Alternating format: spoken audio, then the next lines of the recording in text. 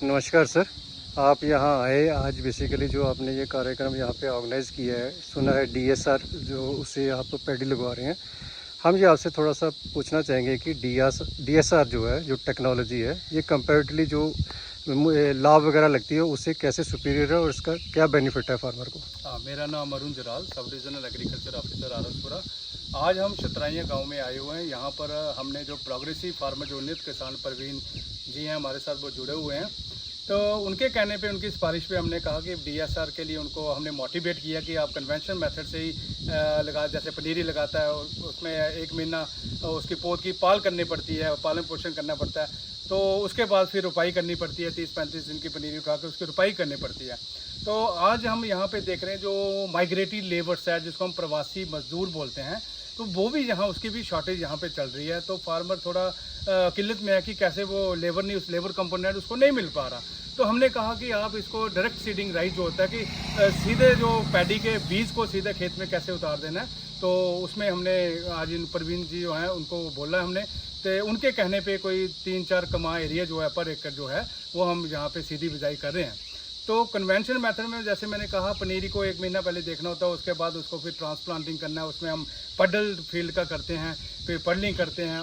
इसमें हमने क्या करना है, सीधे खेत में जो सीधी बुआई करनी है। हमने सबसे पहले सीड ट्रीटमेंट किया, क्योंकि बीज तब तक ही बीज है जब तक वो गन्नी बैग में है। तो हमने उसका सीड ट्रीटमेंट किया। सीड ट्रीटमेंट इसलिए भी किया क्योंकि उसमें बहुत सारी जो बीमारियाँ हैं, क्योंकि जैसे बीज सॉइल के कंटेक्ट में आता है वैसे सॉइल बार्न ज़मीन के जो जीवाणु पैदा करने वाले, बीमारी पैदा करने वाले जीवाणु होते हैं, उसे जकड़ लेते हैं।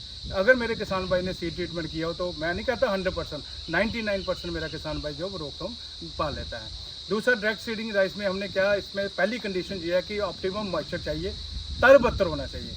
ये नहीं है कि सूखे में मैं इसको डायरेक्ट सीडिंग उसमें डीएसआर मशीन को चला दूं तो उससे क्या होगा, मेरे जो बीज का जमाव वो नहीं होगा। टेक्निकली इसमें यही है कि थोड़ा तर-बतर होना चाहिए।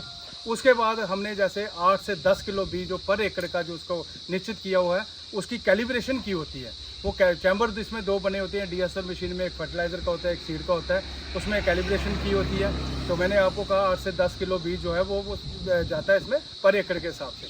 वो बीज जब जाएगा, इससे करने से क्या होगा, एक तो लेबर कास्ट रिड्यूस हो रही है, वो कंपोनेंट भी हमारा उसमें फ़ायदा होगा। दूसरा, जब हम पडलिंग करते हैं, पडलिंग में करते हैं, जल बिराव करते हैं, फ्लडिंग करते हैं, उसमें हमारा काफ़ी ज़्यादा पानी जो वो वेस्टेज में जाता है, मतलब पानी ज़्यादा उसमें खपत होती है।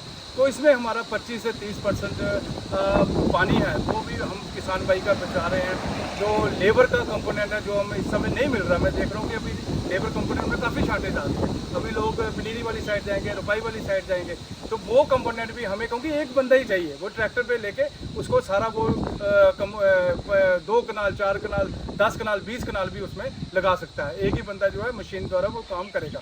दूसरा, इसमें ये खास बात है कि जैसे हमने इसमें डायरेक्ट सोइंग कर दी, उसके साथ ही हमने क्या किया, जैसे प्री इमरजेंसी में वीडीसाइड की बात करूं, आज यहाँ पे हम पेंडिमेथिलिन का इस्तेमाल कर रहे हैं, तो 1 लीटर पर एकड़ के हिसाब से पड़ती है। वो भी हमने in the form of foliar spray, वो भी साथ साथ में मेरा किसान भाई है जो कर रहा है। तो आपके माध्यम से ये मैं कहना चाहता हूँ, क्योंकि ऐसा करने से, डीएसआर करने से जो हमारा जो मीथेन गैस का जो इमिशन होता है वो भी रिड्यूस होता है। तो जहाँ पे हम पडल राइस में करते हैं, वहाँ पे ग्रीन हाउस गैस का इफेक्ट जो वो सामने आता है, तो उस चीज़ को भी हम ख़त्म कर रहे हैं।